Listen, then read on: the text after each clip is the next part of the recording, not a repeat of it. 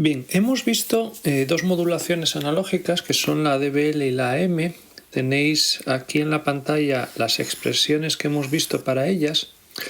Y en general podríamos ver que cualquier otra modulación, cualquier señal pasobanda, cualquier señal modulada, la puedo ver con una expresión más general que estas dos, que sería una señal con una amplitud que sea una función que vamos a llamar a de t, por un coseno de la portadora, coseno de omega sub ct, y luego para hacerlo todavía más general le puedo poner una fase que también varía con el tiempo. A esta primera parte, a esta señal a de t, que en el caso por ejemplo de una DBL valdría a sub c por x de t, y en el caso de una AM valdría a sub c por 1 más mu por x sub n de t, a esa parte, como decía, le vamos a llamar envolvente. Y a la otra parte, a la fase que acompaña al coseno, a phi de t, le vamos a llamar, pues eso, fase. En las dos modulaciones que hemos visto, esa fase no aparece, pero en cualquier otra modulación podrían pensar en una modulación de banda lateral única o incluso en una modulación FM o PM que veremos más adelante, pues ahí sí que aparecería el término de fase y lo tendríamos dentro de la expresión. Como digo, esta expresión que tenéis aquí es un caso absolutamente general, es el caso genérico de cualquier señal pasobanda que queramos. Bien, si ahora desarrollamos esta expresión, que es el coseno de una suma que podemos ver como producto de cosenos menos producto de senos, puedo modificar la expresión de x sub c de t y dejarla de esta manera. Como veis, lo que tengo son dos términos.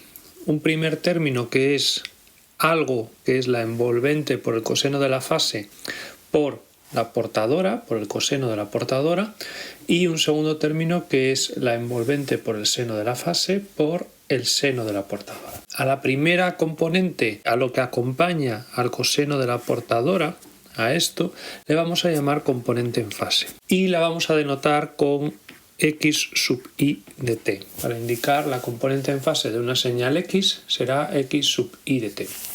A la segunda parte, a la componente que acompaña al seno de la portadora, a esto que tengo aquí, le vamos a llamar componente en cuadratura y la vamos a denotar como x sub q de t. Es decir, en general a lo que he llegado es a que cualquier señal pasobanda, cualquier señal de este estilo, la puedo escribir como en forma de envolvente y fase, como tenía aquí arriba, o también la puedo escribir como componente en fase y componente en cuadratura, como una componente en fase por el coseno de la portadora menos la componente en cuadratura por el seno de la portadora.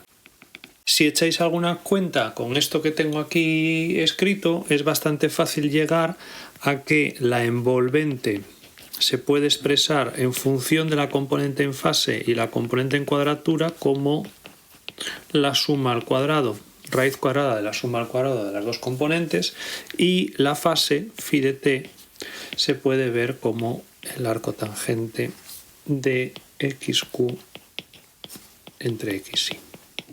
Este desarrollo que acabamos de hacer nos va a ser muy útil en el resto del tema, pues a la hora de, por una parte, poder representar cualquier señal que recibamos como un fasor, como un vector que tiene dos ejes, tendría un eje que es el coseno, otro eje que es el seno, que están en cuadratura, como sabemos, y que tendrá de amplitudes por una parte la componente en fase, por otra parte la componente en cuadratura. Un vector que además de tener esas componentes en cada uno de los dos ejes tiene una longitud que corresponde con la envolvente y una fase que se corresponde con la propia fase. Eso además nos va a dar, por aparte de una herramienta gráfica que nos va a permitir analizar señales de una manera muy sencilla, vamos a ver un poco más adelante que la forma de trabajar de los detectores que vamos a estudiar se basa precisamente en detectar lo que es la envolvente de la señal o lo que son las componentes en fase y cuadratura de la señal, con lo cual nos interesa tener bien claro cómo a partir de una señal recibida, cualquier señal de este estilo, puedo escribirla en forma de envolvente y fase o puedo escribirla en forma de componente en fase y cuadratura. Para intentar entender un poco mejor cómo funciona y la utilidad del análisis fasorial de esta herramienta que acabamos de ver, vamos a ver un ejemplo muy sencillo.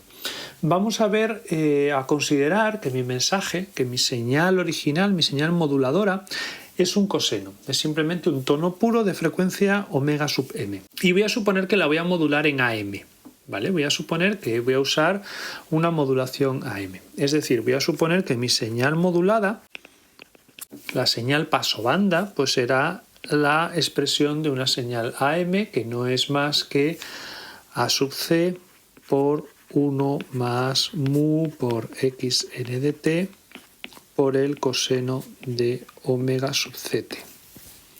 Eso sería tal cual la expresión de una señal AM normal y corriente. En mi caso, la señal normalizada x sub n y la señal coinciden porque ya la propia señal está normalizada, ya le he puesto una amplitud 1 para no tener que arrastrar constantes todo el rato, con lo cual yo esto lo puedo volver a escribir como A sub c por el coseno de omega sub ct más A sub c por mu por el coseno de omega sub mt por el coseno de omega sub ct.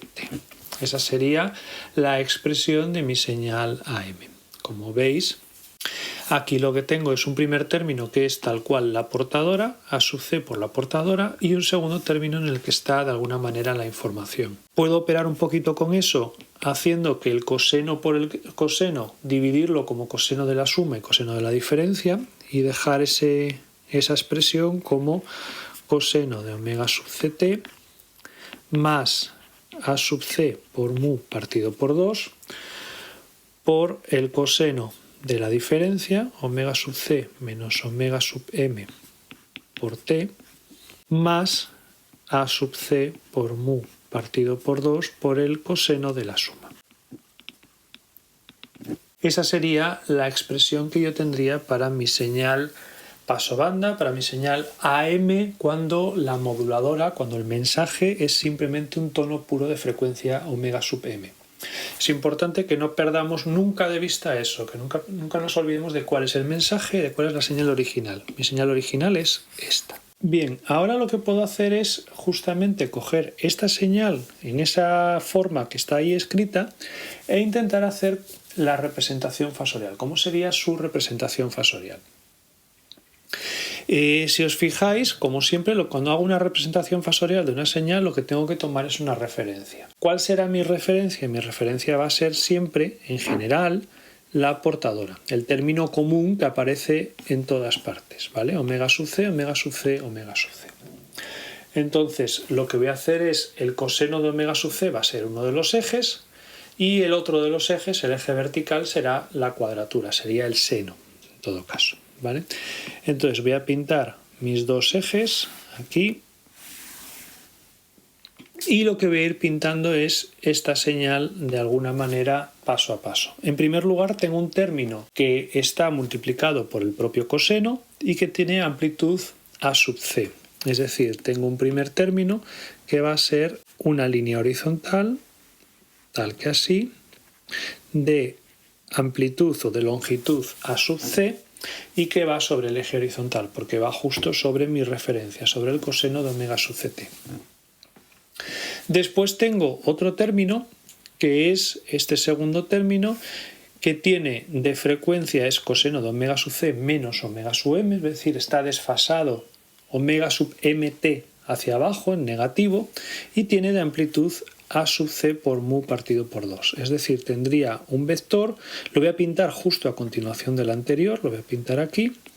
Aquí lo que tendría es un vector de amplitud A sub c por mu partido por 2 y cuya fase, cuyo ángulo, es justamente esa diferencia que tengo ahí de omega sub m por t. Voy a ponerle un menos aquí para que se vea que va hacia abajo. Y a continuación de él tengo otro vector, que en este caso la fase es más omega sub m por t y con la misma amplitud que el anterior. Sería un vector que iría exactamente así. En este caso vuelvo a tener esto así, omega sub m por t, y la longitud del vector, pues como digo, es la misma que el vector anterior, A sub c por mu partido por 2. Esta sería la representación gráfica de cada una de las tres componentes A sub c, esta y esta, de mi señal pasobanda, de la señal AM que yo tengo aquí. Si hacéis la suma de esos tres vectores, la suma de estos tres vectores sería algo así. Sería un vector que en este caso sería puramente horizontal. ¿A qué sería igual la suma de esos tres vectores? Sería igual justamente a esto. Sería un vector que tendría de amplitud pues justamente la que veis ahí. ¿Cuál es la longitud de ese vector? La longitud de ese vector es la propia envolvente. ¿Cuál es la fase de ese vector? Que en este caso es 0, pues sería lo que definíamos como phi de t, como fase de una señal pasobando antes. Con esta representación fasorial yo puedo de forma muy sencilla obtener cuál sería la componente en fase y la componente en cuadratura de la señal. La componente en fase no es más que la proyección horizontal de cada uno de esos tres vectores que yo tengo ahí. Es decir, sería el primer vector, su proyección horizontal es el mismo, el segundo vector, su proyección horizontal es AC por mu por 2 por el coseno de ese ángulo, de omega mt, y el tercer vector es A sub c por mu partido por 2 por el coseno de omega mt. Me he comido el menos porque el coseno de un ángulo y el coseno del menos ángulo es exactamente lo mismo. Y la componente en cuadratura no es más que la proyección vertical de cada uno de esos vectores. El primero, el A sub c, la proyección vertical sería 0. El segundo vector sería A sub c mu partido por 2 por el seno, ahora sí que tengo que poner el menos, de menos omega mt, y el tercer vector sería A sub c por mu partido por 2 por el seno de omega mt, que si lo veis sería igual a 0. Es una señal AM y entonces yo ya sé a priori que no tiene componente en cuadratura, solo va a tener componente en fase. Frente a esto yo ya le podría hacer complicar el problema todo lo que quisiera. Podría pensar qué pasaría si falta una de las componentes que tengo ahí sumadas, qué pasaría si uno de esos vectores se anula o si fuera más grande, fuera más pequeño, aparecería una componente en cuadratura o lo que fuera, y puedo calcular de forma muy sencilla, simplemente a partir de una representación gráfica, puedo calcular las componentes en fase en cuadratura, y a partir de estas puedo calcular la envolvente, que no es más que la raíz cuadrada de la suma al cuadrado, puedo calcular la fase, puedo calcular todo lo que necesite a partir de entonces.